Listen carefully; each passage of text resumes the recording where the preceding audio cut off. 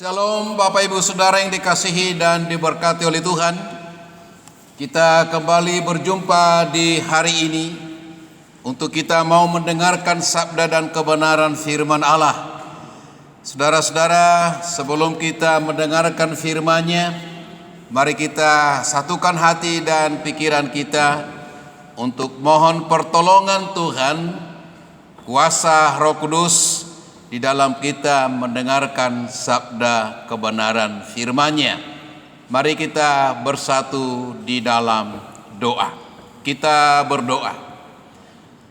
Allah Bapa, Allah Anak, Allah Roh Kudus, Ketiga yang Esa, terpujilah Engkau ya Allah, Allah yang hidup, Allah yang sungguh mengasihi kami, Allah yang telah memberikan kebaikan kepada kami, Allah yang sungguh memelihara perjalanan kehidupan kami. Kami saat ini Bapa telah menyiapkan waktu kami di dalam persekutuan peribadatan minggu ini, sekalipun kami ada berada di tengah-tengah hidup rumah tangga kami masing-masing untuk mendengarkan sabda-Mu.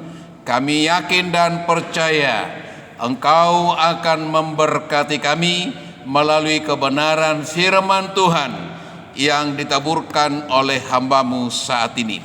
Urapi umat tebusan-Mu yang ada di tengah-tengah kehidupan rumah tangga mereka masing-masing yang akan mendengarkan sabda Tuhan.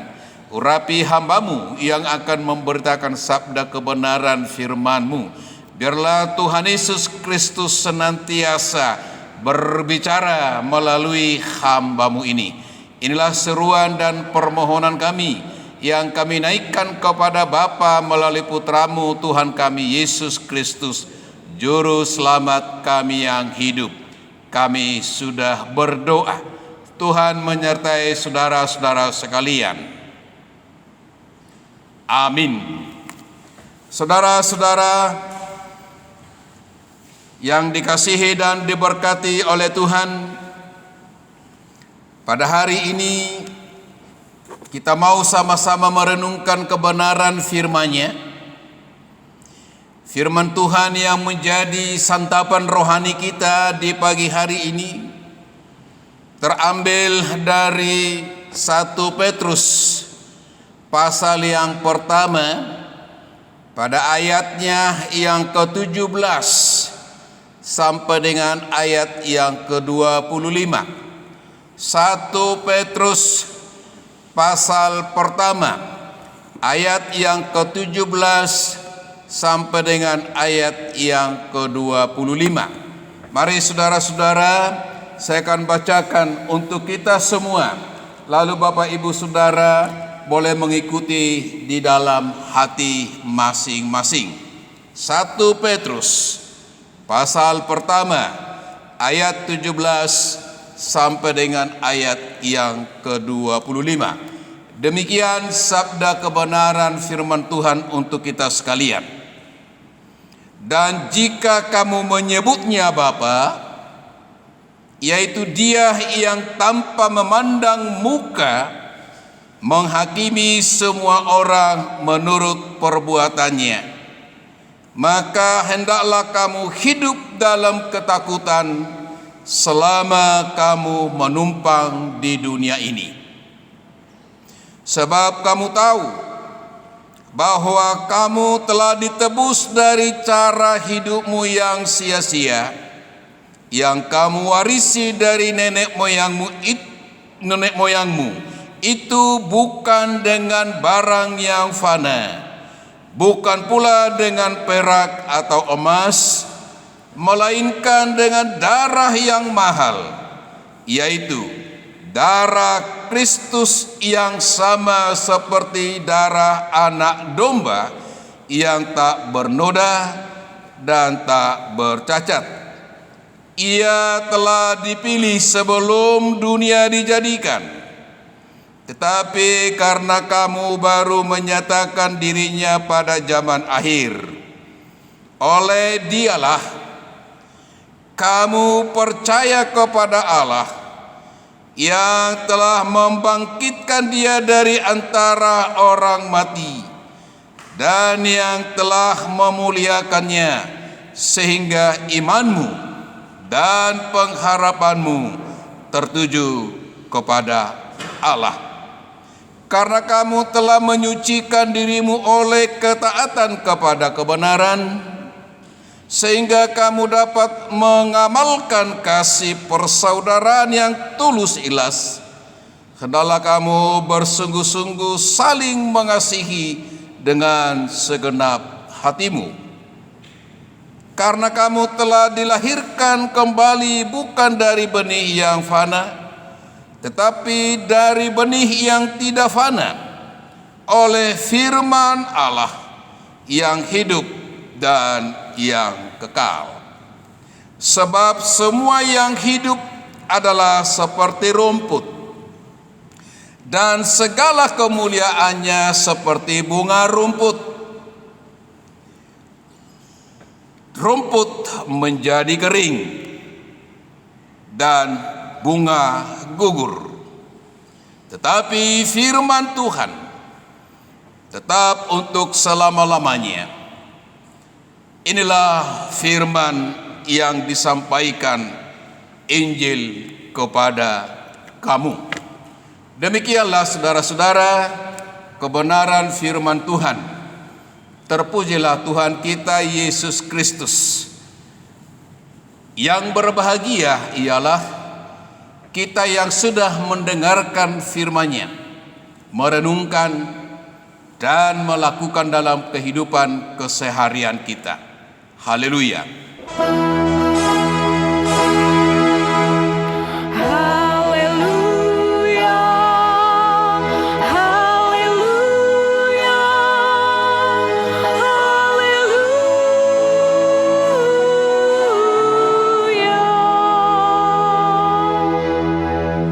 Saudara-saudara jemaat yang dikasihi dan diberkati oleh Tuhan.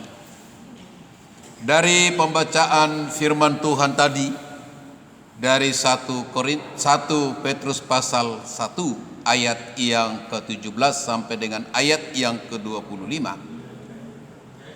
Tema khotbah hari ini, sukacita di balik penebusan.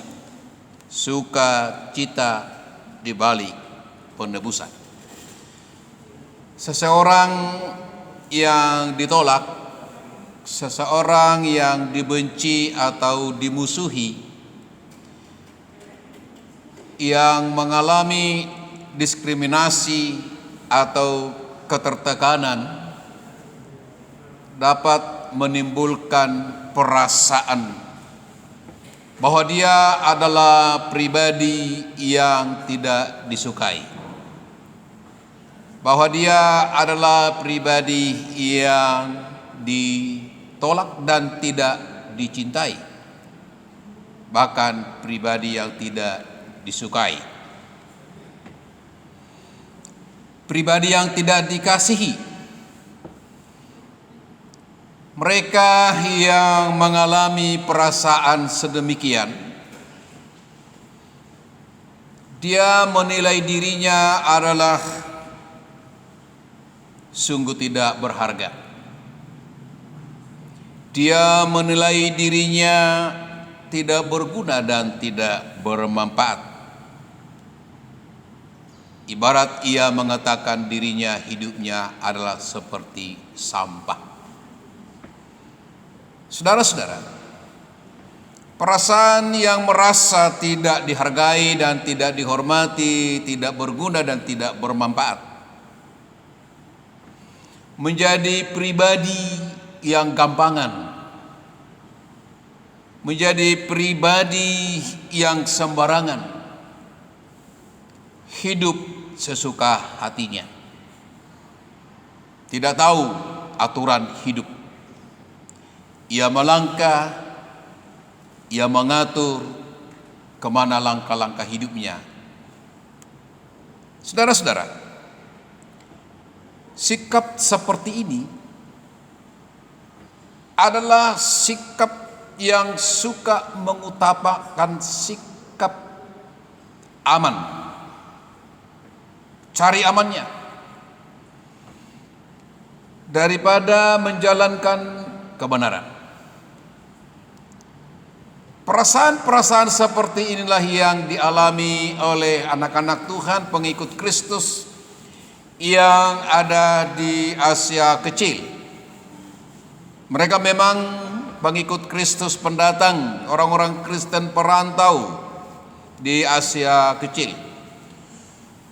Mereka ditolak kehadirannya.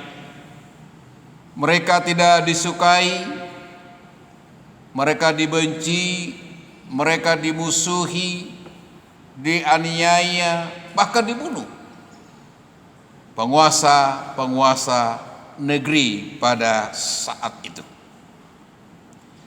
Saudara-saudara, Rasul Petrus tidak tinggal diam mendengar apa yang sedang dialami oleh anak-anak Tuhan yang ada di Asia kecil ketika itu.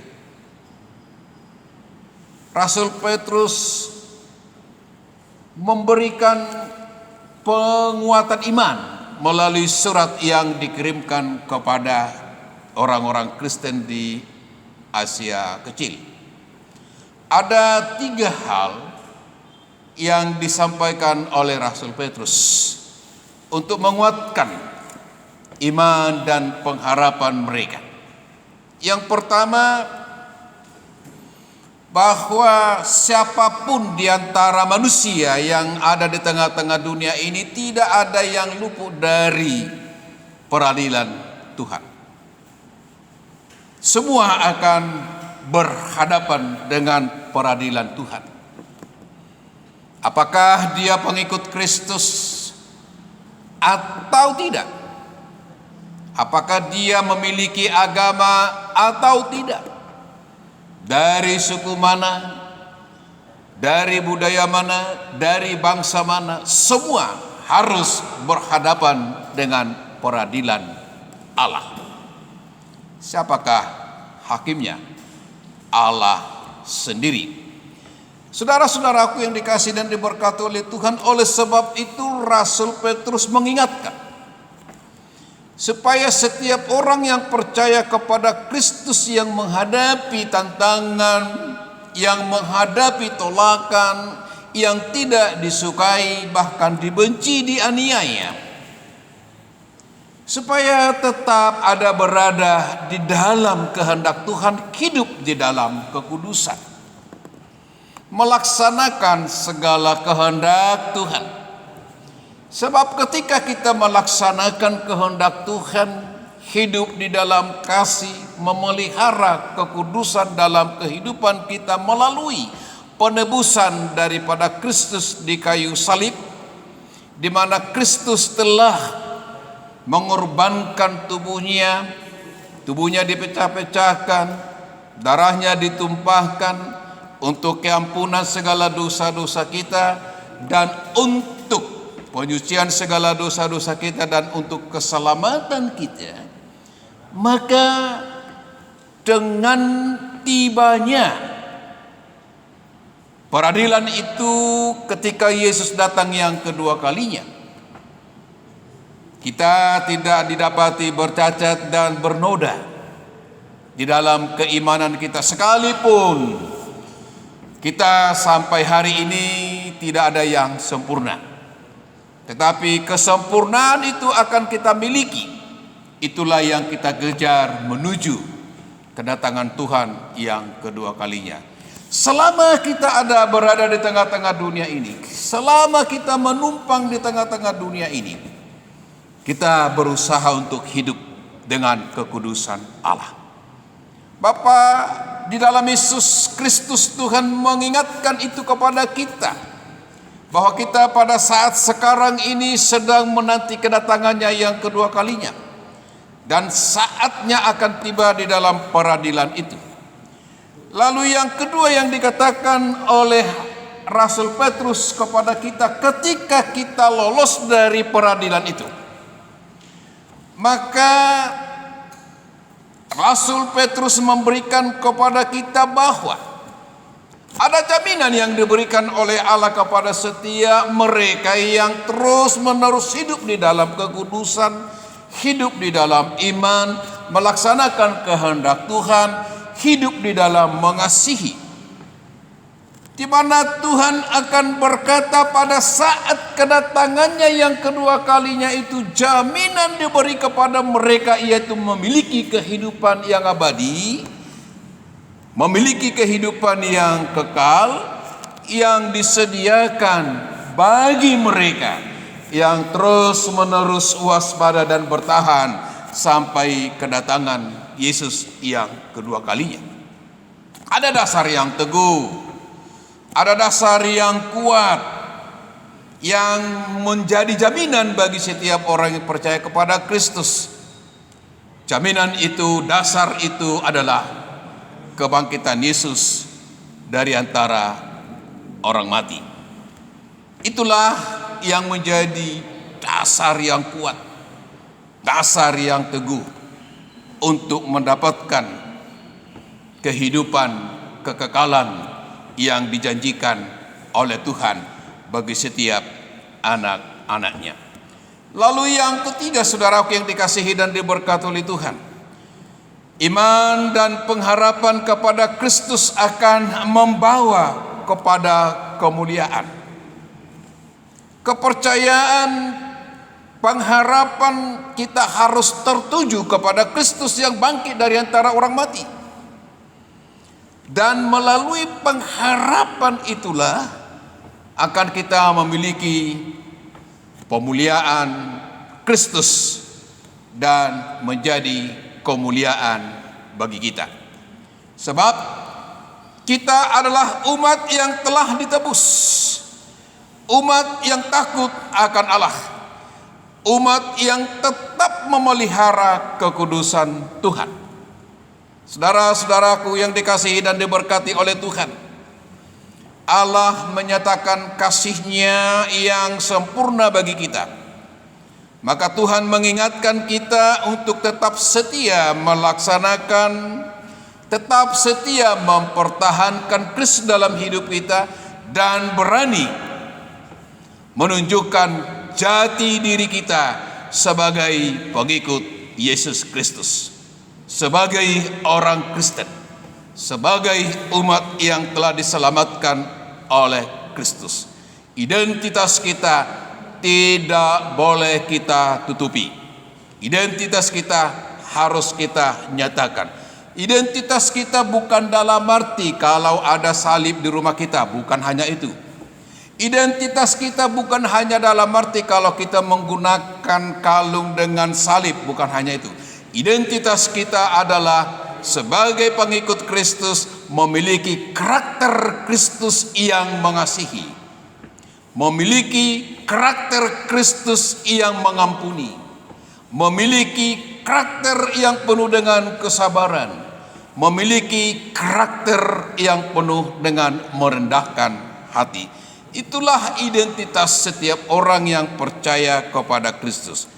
Nah, pertanyaan bagi saudara dan saya, apakah keutamaan kita menjadi kemuliaan Kristus? Apakah keumatan kita sebagai pengikut Kristus menjadi kemuliaan bagi Kristus?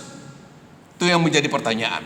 Ada banyak umat, ada banyak pengikut Kristus, ada banyak orang yang beribadah. Apakah semuanya itu hanya untuk kemuliaan Kristus? Yang kedua, apakah kasih kita kepada sesama sudah semakin bertumbuh? Hanya menyatakan kasih kepada sesama itu sudah merupakan salah satu identitas pengikut Kristus, karena Allah itu adalah kasih. Maka Allah berkata, kasihilah sesamamu manusia seperti dirimu sendiri. Apakah kasih kita kepada sesama sudah semakin bertumbuh? Yang ketiga, apakah harapan kita adalah Tuhan yang semakin memampukan kita untuk membuktikan jati diri kita. Kita memiliki pengharapan kepada Kristus, bahwa kita akan memiliki kehidupan yang kekal, bahwa kita akan memiliki kehidupan yang abadi. Lalu pertanyaan kepada kita, apakah dengan pengharapan yang sudah kita tujukan kepada Kristus, kita berani, kita mampu membuktikan jati diri kita kepada dunia bahwa kita adalah pengikut Kristus yang setia, menjadi pelaku firman, yang setia melaksanakan kehendak Kristus. Saudara-saudaraku yang dikasihi dan diberkati oleh Tuhan, jangan kita menutupi identitas kita sebagai orang-orang yang percaya kepada Kristus. Harus kita berani mengungkapkan itu, bahwa saya adalah pengikut Yesus, sekalipun dunia tidak menyukai kehadiran kita di tengah-tengah dunia ini. Tuhan Yesus yang menjadi teman sekerja bagi kita. Tuhan Yesus yang memberikan kekuatan kepada kita melalui kuasa Roh Kudus untuk mencerminkan atau untuk menyatakan bahwa kita menjadi berkat bagi orang lain. Jadilah garam dunia, kasihilah sesama manusia, jadilah terang dunia. Tuhan Yesus memberkati. Amin. Kita berdoa. Kami percaya ya Bapa, bahwa penebusan Tuhan yang terjadi bagi kami akan memberikan kepada kami penyertaan dan kekuatan kemampuan tanpa rasa takut untuk menyatakan identitas kami, bahwa kami adalah pengikut Kristus Yesus, bahwa kami memiliki karakter Kristus. Hanya kuasa Roh Kudus yang boleh memberikan kepada kami kemampuan untuk menyatakan itu. Kami tidak mau mencari hanya amannya saja, tapi kami mau untuk menyatakan siapakah kami ini di tengah-tengah dunia ini. Bapa di dalam Tuhan Yesus, perkenankan hamba-Mu menyerahkan seluruh kehidupan kami semua, jemaat Tuhan yang tergabung di lingkungan Jemaat GKU Bekasi 2, yang saat ini boleh kami beribadah di tengah-tengah rumah tangga kami masing-masing. Kami yakini, kami sungguh percaya bahwa Allah ada di mana-mana, lalu Tuhan ada di tengah-tengah kehidupan rumah tangga kami saat ini, di tengah-tengah rumah tangga jemaat Tuhan yang sedang melaksanakan ibadah. Engkau yang menjaga, memelihara dan memberkati mereka. Engkau yang selalu menuntun di dalam langkah-langkah hidup mereka. Kami menyerahkan kepada Tuhan anggota jemaat Tuhan yang sedang mengalami tubuh lemah karena sakit penyakit. Perkenankan hamba-Mu membawa nama saudara kekasih kami, Catherine, Ibu Mamang Kay, Dika, Bapak Harlem Lukman, di dalam kondisi kesehatan tubuh mereka yang lemah karena sakit penyakit. Hanya di dalam nama Tuhan Yesus ada kuasa kesembuhan. Engkau memberkati usaha yang telah mereka lakukan untuk memperoleh kesembuhan itu. Kami serahkan mereka ke tangan Allah di dalam Yesus Kristus. Terima kasih Bapa di surga. Kami menyerahkan kepada Tuhan anggota jemaat-Mu yang merasakan sukacita. Ada tambah umur 1 tahun kehidupan yang Tuhan beri kepada mereka. Kami menyerahkan Ibu kekasih kami, Ibu Nurita Sianturi. Kami menyerahkan kepada Tuhan hamba-Mu Penatua M. Siagia. Kami menyerahkan Elsa Teresia ke tangan Tuhan. Kami menyerahkan kepada Bapak Miguel Algren Budia Situmea. Tuhan Yesus, sungguh luar biasa kasih-Mu atas mereka. Engkau yang menjaga memelihara siang dan malam, sehingga anugerah Allah boleh mereka rasakan dengan tambah usia yang Tuhan beri. Dengan tambah-tambahnya usia yang Tuhan beri kepada mereka, berarti Engkau selalu menjaga memelihara mereka dan tidak akan membiarkan mereka berjalan sendirian tanpa penyertaan Tuhan. Berkati di setiap usaha pekerjaan mereka, berkati mereka di tengah-tengah kehidupan rumah tangga mereka. Biarlah mereka boleh menjadi saluran berkat bagi kehidupan keluarga. Kami menyerahkan mereka ke tangan Allah Bapa di dalam nama Yesus Kristus Tuhan kami. Kami menyerahkan gereja-gereja Tuhan di dalam seluruh pergumulannya. Tuhan memberkati umat Tuhan. Sekalipun mereka kadangkala mendapatkan tantangan dan rintangan di dalam menjalankan keimanan mereka, ibadah mereka, tapi biarlah mereka tetap teguh di dalam iman dan pengharapan kepada Kristus. Terima kasih Bapa di surga. Gereja Kristen Ekumen Indonesia kami serahkan kepada Bapa. Bapalah yang memberkati majelis Sinode GKO yang melaksanakan seluruh program-programnya. Kami yakin Engkau turut bekerja mendatangkan kebaikan bagi GKO yang ada di Indonesia ini melalui Majelis Sinode GKO. Terpujilah Allah Bapa di dalam nama Yesus. Kami menyerahkan bangsa dan negara kami ke tangan Tuhan. Bangsa negara kami ini ya Bapa, masih berada di dalam perjuangan untuk melawan virus corona. Berikanlah hikmat dan kuasa Tuhan, kepintaran kepada mereka untuk melaksanakan apa yang harus mereka perbuat untuk menjaga memelihara bangsa dan negara ini, rakyat Indonesia ini, sehingga tidak tertular virus corona itu. Hanya Engkaulah yang bisa memberikan hikmat dan kuasa kepada mereka.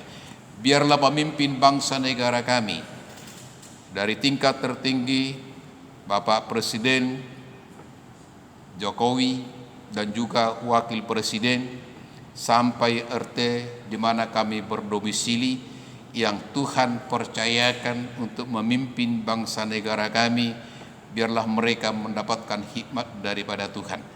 Dan apa yang telah mereka canangkan, kami sebagai warga negara Indonesia yang baik, mengikuti protokol yang telah dicanangkan oleh pemerintah kami untuk memutus rantai penularan virus corona.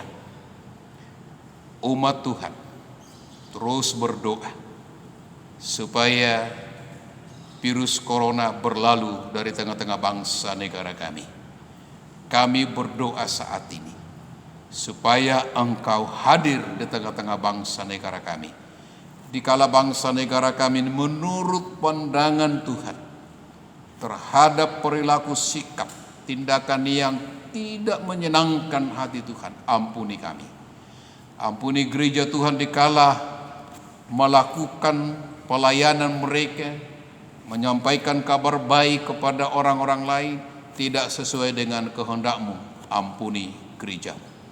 Ampuni bangsa negara kami dikala meninggalkan Tuhan, tidak melaksanakan apa yang Tuhan kehendaki. Ampuni bangsa negara kami.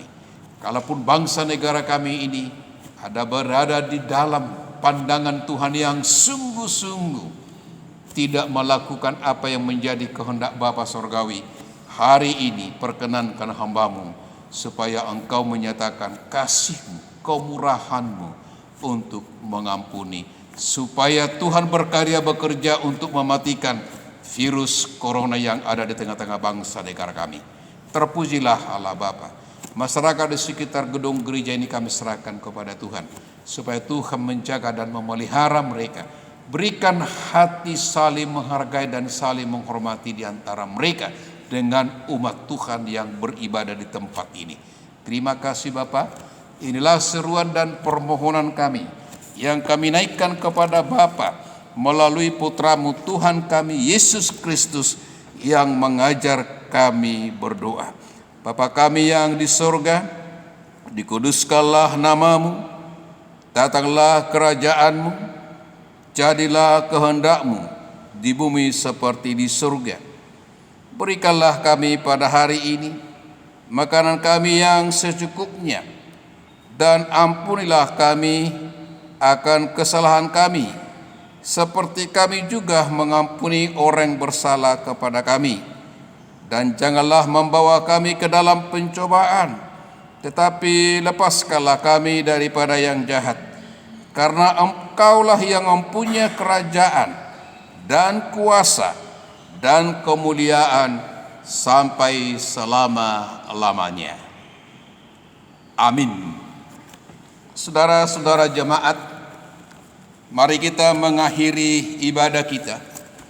Kita naikkan pujian PKJ 216 pada baitnya yang pertama dan baitnya yang kedua. Jemaat saya undang bangkit berdiri.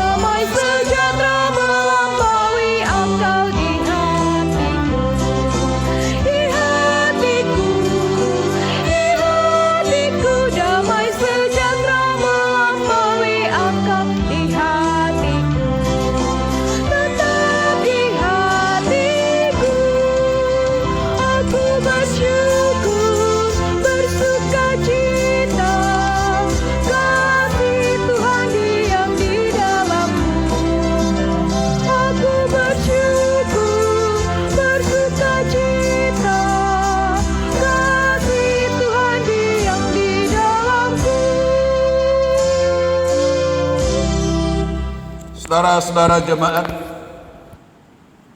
arahkanlah hati dan pikiranmu kepada Tuhan.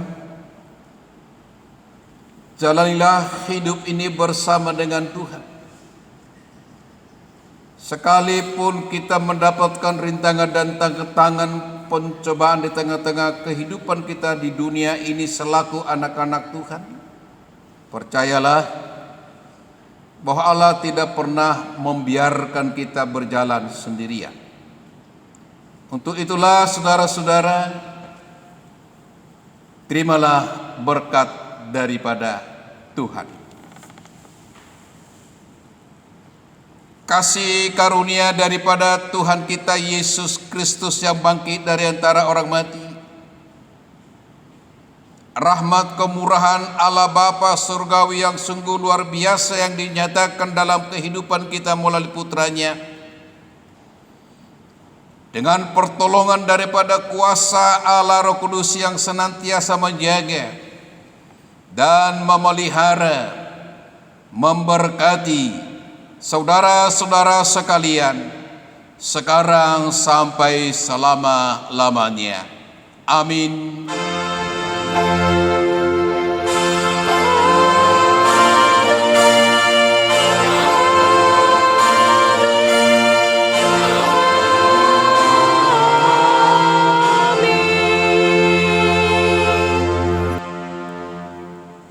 Saat teduh dimulai.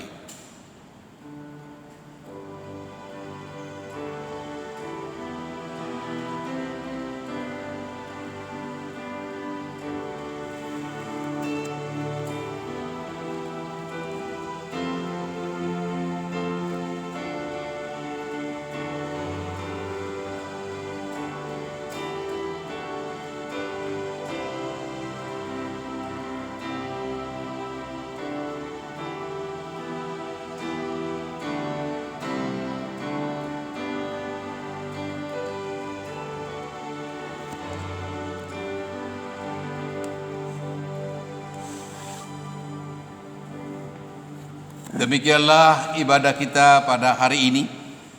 Biarlah ibadah kita ibadah yang senantiasa meninggikan nama Tuhan.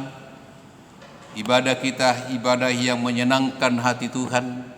Dan ibadah kita ibadah yang membawa sukacita dalam hidup dan kehidupan kita. Kita jalani hidup ini bersama dengan Tuhan. Amin.